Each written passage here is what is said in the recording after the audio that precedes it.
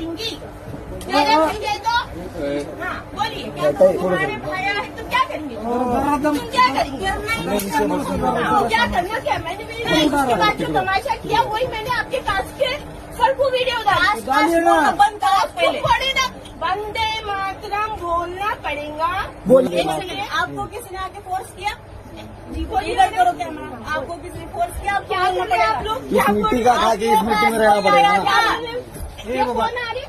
आपके पास कोई पर्सनली आया आपको बोलने के लिए? तो पर्सनली आया आप लोग? बोला भी होगा तो आपको पर्सनली नहीं बोला है। पर्सनल मन मनाल का तुला ओके, आपके पास बड़ा नहीं हुआ था, बोलना ही पड़ेगा। अरे आपको पर्सनली बोला नहीं था। भारत स्वातंत्र्यामध्ये होता, ज्यावेळेस भारतावर इंग्रजांचं राज्य होतं त्यावेळेस भारताला सर्वांना एकत्र करण्यासाठी आणि भारताला पारतंत्र्यातून काढण्यासाठी वंदे मातरम गीताच्या खाली सर्व एकत्र आले होते आणि तेव्हा आपल्याला आज भारताला स्वातंत्र्य मिळलंय.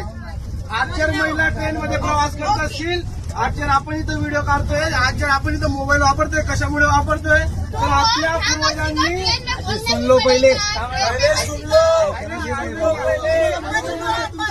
ऐकून घ्या.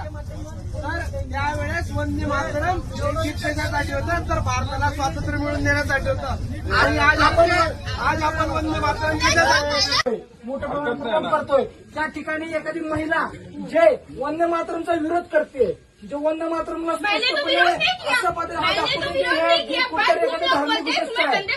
हिच्यापेक्षा दुसरी घटना कोणती नाही. म्हणजे ह्याचा अर्थ असा आहे की त्या महिलेच्या मनामध्ये कितीपट नफरत भरली आहे देशाप्रती.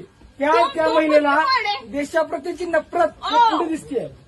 त्याच्या विरुद्ध कारवाई करायचं काम कोण केलं पाहिजे? कोण